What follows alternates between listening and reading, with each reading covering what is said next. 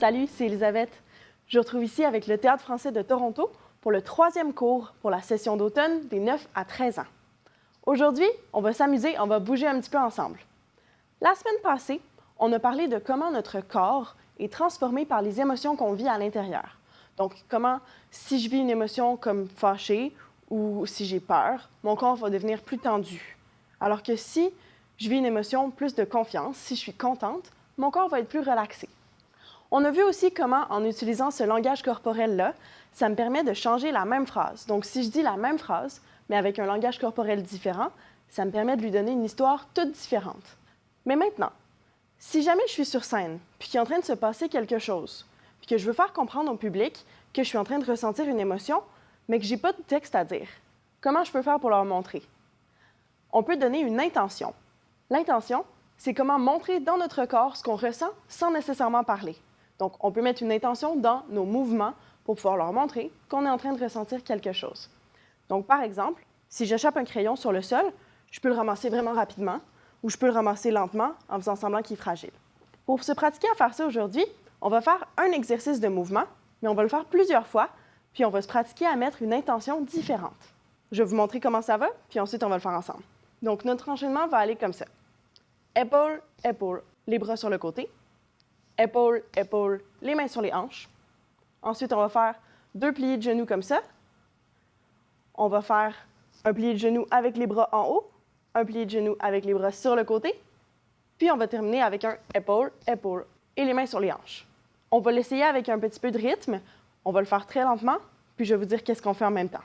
5, 6, 7, 8. Épaule, épaule, les mains sur le côté. Épaule, épaule, les mains sur les hanches. On plie les genoux 2 fois. Les mains en haut, sur le côté, puis on termine avec épaule, épaule et les mains sur les hanches. On le fait une dernière fois, puis ensuite on passe aux exercices. 5, 6, 7, 8. Épaule, épaule, sur le côté. Épaule, épaule, sur les hanches. On plie les genoux 2 fois. En haut, sur le côté. Épaule, épaule, hanche. Super. Puis si jamais vous trouvez que je vais vite, avant de passer aux autres exercices, je vous suggère de rejouer la vidéo quelques fois pour être certain que vous êtes bien capable de le faire puis que vous êtes bien en confiance. Si vous sentez que vous êtes prêt, on passe aux exercices. On va le faire cette fois-ci comme s'il y avait quelque chose à côté qui est en train de nous distraire. Donc, on va s'imaginer qu'on est dans notre salon chez nous, puis la télé est en train de jouer sur le côté. Donc, ça se peut qu'en faisant mon exercice, même si je le connais bien, comme il y a quelque chose qui est en train de me distraire, je ne suis pas vraiment concentrée, ça se peut que je me trompe. Donc, on l'essaie? On imagine qu'il y a quelque chose qui est en train de nous distraire à côté.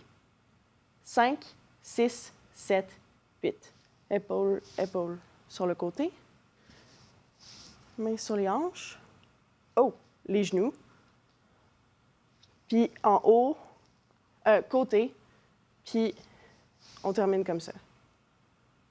Donc, on voit que je ne suis pas très investie dans les mouvements que je suis en train de faire. Il y a quelque chose à côté qui me dérange. On l'essaye d'une autre façon? On l'essaye cette fois-ci comme si c'est le matin très, très tôt. On vient de se lever, puis on a envie de faire la danse. On a vraiment, vraiment envie de la faire. Mais le problème, c'est que tout le monde dans la maison dort. On n'a pas envie de les réveiller. Donc, on va faire les mouvements, puis on va les faire très, très, très petits en essayant de faire le moins de bruit possible. On y va? 5, 6, 7, 8. Épaule, épaule, côté. Épaule, épaule sur les hanches. On plie très doucement. En haut, sur le côté, puis on finit comme ça. Super. On va en essayer un autre. Cette fois-ci, on va le faire comme si ça ne nous tentait vraiment pas de le faire. Est-ce que des fois, vous êtes en cours d'éducation physique, puis votre professeur vous demande de faire un exercice, puis ça ne vous tente pas de le faire? Donc, vous y allez, mais vous traînez les pieds, puis quand vous devez frapper dans le ballon, vous le faites à peine, le ballon roule 1 mètre en avant de vous. Ouais. On va le faire avec cette énergie-là. Donc, ça ne nous tente vraiment pas de le faire. On aimerait bien mieux faire d'autres choses. Puis ça se peut qu'on se trompe parce qu'on n'est même pas concentré, puis on n'aime pas ça. OK, on y va ensemble? 5, 6, 7, 8. Ah, ça me tente pas de le faire. Je pense que vous autres non plus, ça vous tente pas, hein? Puis peut-être que je me mélange, ça me tente plus. Oh, mon Dieu. OK, je n'étais pas concentrée. Parce que quand ça me tente pas, je suis pas vraiment concentrée non plus. Ça va changer dans le prochain qu'on va faire. On va s'imaginer cette fois-ci qu'on est sur scène. C'est le spectacle de fin d'année d'école, puis on a envie d'impressionner tout le monde. Papa et maman sont dans la salle, il y a même des amis qui sont là, puis on veut leur montrer qu'on est vraiment bon puis qu'on est vraiment capable de le faire comme il faut. On y va? 5, 6, 7, 8. Épaule, épaule sur le côté. Épaule, épaule, les mains sur les hanches. On plie les genoux 2 fois. En haut, sur le côté, puis on termine. C'est super. Ouh, je sais pas vous, mais moi je commence à avoir un petit peu chaud à bouger comme ça. Avec ces exercices-là, on voit qu'en faisant le même exercice de mouvement, mais en lui donnant une intention différente, j'ai été capable de le rendre intéressant, puis aussi de raconter une histoire dans les mouvements que je suis en train de faire.